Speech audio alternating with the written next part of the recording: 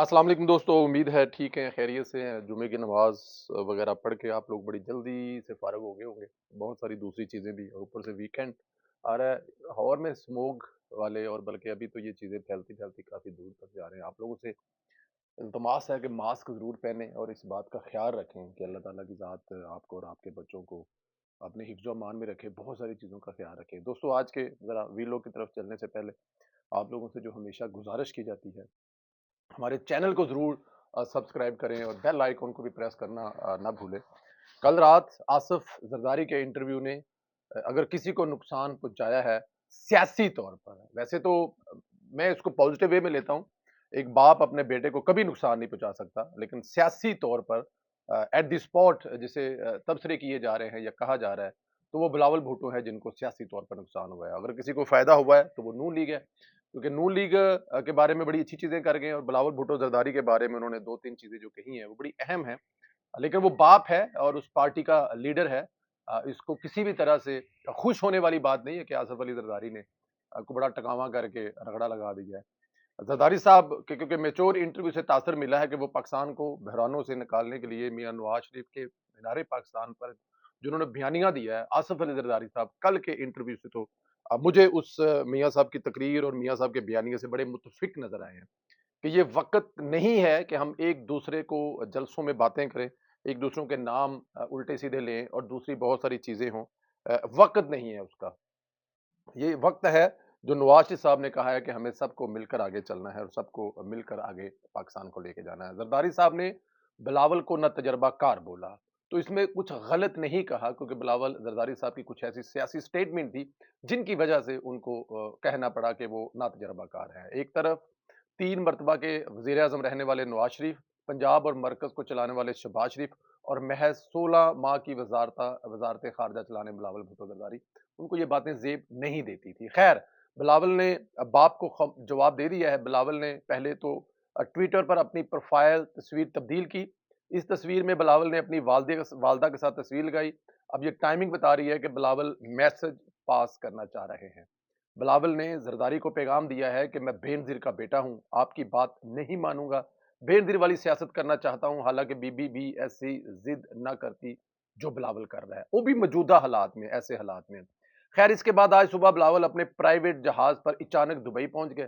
بلاول کا اچانک دبئی جانا بھی تفتیشناک ہے، اس لیے کیونکہ بلاول نے تو انتخابی مہم شروع کر رکھی تھی، جلسے کر رہے تھے، سب چھوڑ چھاڑ کر دبئی چلے جانا، یہ زرداری صاحب کو جواب دینا ہی میرا حال مقصد تھا۔ اس کے علاوہ بلاول نے اپنی پارٹی کے پہلے بزرگ سے استعفیٰ بھی لے لیا۔ پیپلز پارٹی کے جنرل سیکرٹری فرحت اللہ بابر سے بلاول نے استعفیٰ لیا، جس کا ذکر رات کو زرداری نے بھی کیا تھا۔ یہ استعفیٰ ثابت کر رہا ہے کہ بلاول اپنی ٹیم لانا چاہ رہے ہیں یا پھر کوئی اور گیم ہے۔ بہرحال وزارت عظمیٰ کی ضد میں بلاول نہ جانے کس سمت چل پڑا ہے۔ میرے خیال میں یہ بلاول کو ابھی یہ چیزیں نہ ہی سوٹ کرتی ہیں، نہ ہی ان کو یہ کرنے چاہیے۔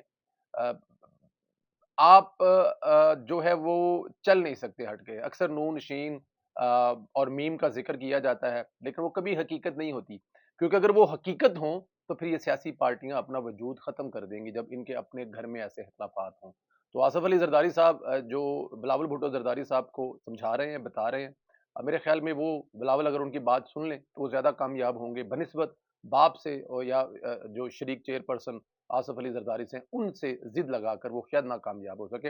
اور اس بات کا ادراک ہے آصف علی زرداری کو، اس وقت جو سندھ میں ہو رہا ہے وہ بھی زرداری دیکھ رہا ہے، ہوائیں نواز شریف کے ساتھ چل رہی ہیں، اڑ رہی ہیں، یہ بھی آصف علی زرداری دیکھ رہا ہے، اور زرداری کو پتا ہے کہ اس وقت وہ اپوزٹ سائڈ سے اگر چلنے کی کوشش کریں گے تو کچلے جائیں گے۔ تو اس لیے مجھے کم از کم آصف علی زرداری کا رات کا انٹرویو اس لحاظ سے بڑا اچھا لگا کہ انہوں نے تقریباً وہی باتیں کی ہیں جو نواز شریف نے 21 اکتوبر والے جلسے میں کی ہیں۔ دوستو، عمران خان کے لیے خبریں اچھی نہیں ہیں۔ 9 مئی جناح ہاؤس کی تحقیقات کرنے والی کمیٹی کے head S S P investigation doctor Anoosh Masood نے پریس کانفرنس کر کے اہم انکشافات کیے ہیں۔ انہوں نے بتایا ہے کہ 9 مئی کے واقعے کی تحقیقات کے دوران مختلف انکشافات ہوئے ہیں۔ سارا معاملہ 10 اپریل 2022 کو شروع ہوا، یعنی عمران خان 9 اپریل کو اقتدار سے نکلا تو 10 اپریل سے ہی پلاننگ شروع کر دی تھی۔ تحقیقات اور ملزمان کے انٹرویوز پہ پتہ چلا ہے کہ یہ بغاوت ہے۔ عمران خان بھی اس پرچے میں نامزد ہیں۔ ان انکشافات سے تو یہی پتہ چلتا ہے کہ اب تک جتنے بیانات ریکارڈ ہوئے ہیں وہ سب عمران خان کے خلاف ہیں، اور ان کے مطابق عمران خان ہی 9 مئی کا ماسٹر مائنڈ ہے۔ تو یہ بات طے ہے کہ انتخابات سے قبل یعنی 2 ماہ کے اندر اندر 9 مئی کے تمام کردار جو ہے وہ کیفل کردار تک پہنچائے جائیں گے، اور معاملات اسی تیزی سے آگے بڑھ رہے ہیں۔ 9 مئی کے جو معاملات ہیں نا، اس کو سیاست سے الگ رکھنا چاہیے۔ اس کو یہ نہیں کہنا چاہیے کہ یہ سیاسی انتقام ہے جو اس سے پہلے ہوتا رہا ہے مختلف پارٹیوں پر۔ خود تحریک انصاف نے اپنے دور حکومت پر جو سیاسی انتقام پی ایم ایل این سے لیا یا پھر پیپلز پارٹی سے لیا، وہ کسی سے ڈھکا چھپا نہیں ہے، لیکن یہ سیاسی انتقام اس لیے نہیں ہے کہ یہاں پر عمران خان صاحب نے پریکٹیکلی ایسے کام کیے ہیں جن کو کسی جگہ پہ کوئی بھی ڈیفینڈ نہیں کر سکتا، اور ان کے پرانے ساتھی جو 20-20 سال تھے وہ بھی کنارہ کر گئے کہ خان صاحب آپ کی یہ تشدد والی سیاست کو ہم ڈیفینڈ نہیں کر سکتے، خاص طور پہ جس میں آپ پاک فوج کے سپاہ سالاروں کے بارے میں جو زبان استعمال کر رہے ہیں۔ چلیں وہ بھی آپ نے کی تو آپ کے ساتھ کھڑے رہے، لیکن اس کے بعد پریکٹیکلی آپ نے جو جناح ہاؤس کو آگ لگائی، جو میاں والی میں جو کیا، اور پھر سب سے بڑھ کر جی ایچ کیو جس پر اس سے پہلے جو ہم نے حملہ دیکھا یا سنا وہ دہشت گردوں نے کیا تھا، وہ افغانی تھے، وہ انڈین تھے، وہ جو بھی تھے وہ دہشت گرد تھے، لیکن اس کے بعد جو حملہ ہوا اور اس کی جو حالت ہم نے دیکھی جی ایچ کی، اس کے دروازے کی، اس کے انٹرس کی، یا پھر ان جہازوں کو جلانے کی کوشش کی جو پاکستان کو ہمیشہ بچاتے ہیں، وہ صرف اور صرف پاکستان تحریک انصاف کی طرف سے ہوا۔ تو اس لیے 9 مئی کو سیاسی رنگ روپ نہ دیا جائے۔ 9 مئی پریکٹیکلی ایک مشق ہوئی ہے پاک فوج کے خلاف، اس ملک کی سلامتی کے خلاف، تو اس پہ جو اس کے جو ذمہ داران ہیں ان کو سزا ضرور ملنی چاہیے، اس پہ کوئی سمجھوتا نہیں ہونا چاہیے۔ اچھا، ادھر فیض حمید والا معاملہ بھی چل رہا ہے۔ فیض آباد دھرنا انکوائری کمیشن نے سابق آئی جی پنجاب عارف نواز کو طلب کر لیا ہے، اور کمیشن نے سابق سی پی او راول پنڈی اسرار عباسی صاحب کو بھی طلب کر لیا ہے۔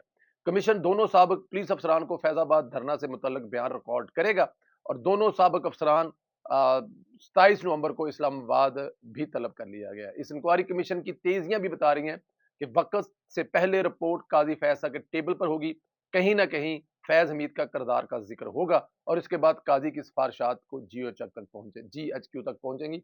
یہ کسی سائڈ پہ لگنا چاہیے، رکنا چاہیے، جو سب کچھ ہوتا رہا ہے یا سب کچھ ہوتا ہے نا، اس کو میرے خیال میں بڑا ہو گیا ہے، بہت ہو گیا ہے، یہ چیزیں اب رک جائیں تو بڑا اچھا ہے، ورنہ یہ چلتی رہیں گی تو پاکستان آج اس نہج پر پہنچا ہوا ہے، آنے والے وقت میں میرے خیال میں اس سے بھی آگے جائے گا، جو ہوگا پھر آپ کے ساتھ نہیں ہے، یہ رک جانا چاہیے، معاملات رک جانے چاہیے اب، اور یہ فیض حمید کا جو کردار ہے اور رپورٹ میں اگر وہی بتایا گیا وہی ہوا تو پھر میرے خیال میں یہ کورٹ مارشل کی طرف چیزیں جا رہی ہیں، اور قائد صاحب کے ہوتے ہوئے پاکستان کی عوام کو بڑی امیدیں ہیں کہ یہ ظلم اور زیادتیاں کرنے والے ہیں ان کو اس کی سزا ضرور ملے گی۔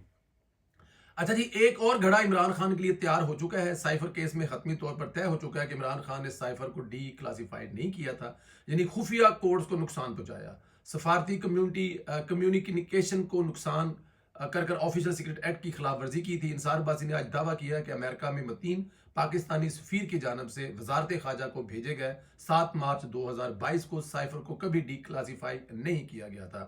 پی ٹی آئی اور اس کے ماہرین قانون کی ٹیم دعویٰ کرتی ہے کہ سائفر کو ڈی کلاسیفائی کر دیا گیا تھا، لیکن پتہ چلا ہے کہ ایف آئی اے کی جس ٹیم نے اس کی تحقیقات کی ہیں اس کے مطابق سائفر کبھی ڈی کلاسیفائی نہیں ہوا۔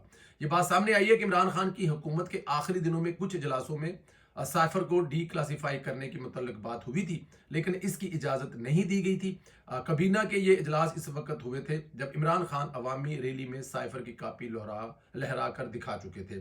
معلوم ہوا ہے کہ وزارت خارجہ نے سائفر کو ڈی کلاسیفائی کرنے کی سختی سے مخالفت کی تھی۔ یہ معاملہ وزارت قانون کو بھی بھیجا گیا تھا۔ ذرائع کا کہنا ہے کہ وزارت قانون نے بھی اس خفیہ دستاویزات کو منظر عام پر لانے کی مخالفت کی تھی، اور جب وزارت قانون سے لے کر وزارت خارجہ تک مخالفت کر چکے ہیں، پھر بھی عمران خان نے سائفر کو اپنے فائدے کے لیے استعمال کیا۔ وہاں اعظم خان تو پہلے ہی گواہی دے چکا ہے۔ ایف آئی اے کی یہ تحقیقات سائفر کیس میں عمران خان کی طویل سزا کا موجب بن سکتی ہے۔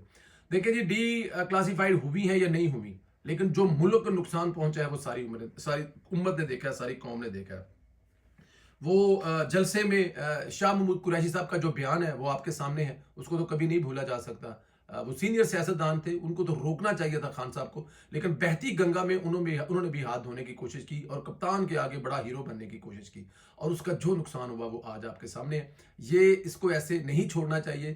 75 سالہ پاکستانی تاریخ میں اس سے پہلے کسی منتخب نمائندے نے، کسی منتخب وزیر اعظم نے یہ حرکت نہیں کی جو عمران خان نے صرف تھوڑے سے سیاسی فائدے کے لیے استعمال کی۔ آخری خبر ہے میاں نواز صاحب کے کیسز کے حوالے سے، اسلام آباد ہائی کورٹ میں 27 نومبر سے نواز شریف کی سزا کے خلاف اپیلوں کی بنیاد روزانہ کی بنیاد پر سماعت ہوگی اور یہ کیسز چند سماعتوں کی ہی مار ہے اور میری دانس کے مطابق جو حتمی فیصلہ جاری ہوگا وہ نیب کے خلاف مکمل چارج شیٹ ہوگی. اس وقت کی نیب اور چیئرمین نیب کو مکمل طور پر ایکسپوز کر دے گا. ادھر میاں نواز شریف چین سے نہیں بیٹھ رہے, کل سیالکوٹ کے دورے پر جا رہے ہیں. آپ جانتے ہیں سیالکوٹ کا چیمبر آف کامرس بہت اہمیت کا حامل ہے. میاں نواز شریف سیالکوٹ چیمبر کے لوگوں سے ملاقات کریں گے, مشاورت کریں گے, خطاب کریں گے. خواجہ اصوی رہائش گاہ پر مقامی لیگی رہنماؤں سے بھی ملاقات کریں گے. میاں صاحب کا یہ جو ٹک ٹک ہے نا, جو جسے ٹیسٹ میچ کہتے ہیں, یہ میاں صاحب ٹیسٹ میچ کھیلتے کھیلتی جو آخری مہینہ میں T20 شروع کریں گے نا, وہ ہلا کے رکھ دے گا. میاں صاحب ابھی خود بھی اور میرے خیال میں اپنے ورکروں کی بھی, اپنے لوگوں کی انرجیاں سنبھال کے رکھنا چاہتے ہیں آخری مہینے کے لیے. اور پھر یہ جنوری کے مہینے میں جو ریلا آئے گا, جو سیلاب آئے گا, دسمبر کے مڈ میں جو سیلاب آئے گا نا, ہر چیز کو بہا کر لے کے جائے گا. ابھی سے انرجیاں ضائع کرنے کی ضرورت نہیں ہے جلسے جلوسوں پر. آنے دے, آخری مہینے میں جو کڑاکے نکالیں گے میاں صاحب, طوفانی دورے کریں گے مریم نواز صاحبہ کے ساتھ. ابھی تک ان کی پارٹی اپنے اپنے لوکل جو سیاستدانوں کے اختلافات ہیں ان کو ختم کرا رہی ہے. صوبوں کے جو ہیڈ آفس ہیں, چاہے وہ کراچی ہو, چاہے وہ کوئٹہ ہو, چاہے وہ پشاور ہو, لاہور ہو, وہاں پر جو تنظیمیں ہیں ان کو مضبوط کرنے کا کام ہو رہا ہے, کرنے دے. اور میاں صاحب کو ٹک ٹک کرنے دے, میاں صاحب کو ہلکے پھلکے دورے کرنے دے, چیمبر آف کامرس سے ملنے دے, بزنس مین لوگوں سے ملنے دے, انویسٹروں سے ملنے دے, تاکہ وہ ماحول بنا سکیں کہ جب وہ الیکشن کی کمپین میں جائیں اور جلسے جلوس کریں تو لوگوں کو بتا سکے کہ پاکستان آنے سے پہلے انہوں نے اس ملک کے لیے کیا کیا اقدامات کیے, کون کون سے انویسٹروں کو راضی کیا کہ وہ پاکستان آ کے انویسٹ کرے. اور پھر اسی طرح وہ بتا سکے کہ پاکستان آ کر کون کون سے چیمبر آف کامرس, کون کون سے بزنس مینوں کو ملے جن کو انہوں نے اعتماد دلایا. اور ساتھ میں یہ بتائیں گے دیکھیں جب سے ہم آئے ہیں ہماری سیاست جو ہے وہ پاکستان کی جو سٹاک مارکیٹ ہے اس کو کس طرف لے کے جا رہی ہے. تاریخ پہ تاریخ جو ہے وہ رقم کیے جا رہی ہے سٹاک مارکیٹ. وجہ کیا ہے؟ کیونکہ آنے والے ماحول میں آپ کو نواز شریف نظر آ رہا ہے. سٹاک مارکیٹ کو, بزنس مینوں کو, پاکستان کو, انویسٹروں کو یہ بات نظر آ رہا ہے کہ نواز شریف آنے والا وزیر اعظم ہے. اور نواز شریف کیوں وزیر اعظم آنے والا, یہ آپ کو بھی پتا ہے, مجھے پتا ہے. وہ اس لیے ضروری ہے کہ وہ آپ کی GDP دوبارہ 5.9 پہ لے کے جائے گا, ڈالر کو دوبارہ باندھے گا 100-125 کے اوپر, لوگوں کو روزگار دے گا, موٹر وے بنیں گے, پل بنیں گے, جو دوسرے ممالک ہیں ان سے ہمارے تعلقات اچھے ہوں گے, سی پیک بنے گا, چائنا انویسٹمنٹ پہ انویسٹمنٹ کرے گا, امریکہ کے ساتھ تعلقات ہمارے بہت اچھے ہوں گے. اسی طرح جو انڈیا ہے اس کے ساتھ ہمارے لڑائی جھگڑے کم ہوں گے اور ہم لوگ ان کے ساتھ تجارت پہ بات کریں گے. افغانستان کا بارڈر ہمارا محفوظ ہوگا کیونکہ نواز شریف کی پالیسی کے مطابق ہمیں لڑائی جھگڑا نہیں چاہیے, ٹریڈ چاہیے. اس لیے نواز شریف ضروری ہے اور نواز شریف آ رہا ہے اور یہ تمام چیزیں آپ دیکھیں گے ہوتے ہوئے. اپنا خیال رکھیں, اجازت ہے, انشاءاللہ آپ لوگوں سے پھر بات ہوگی. خدا حافظ.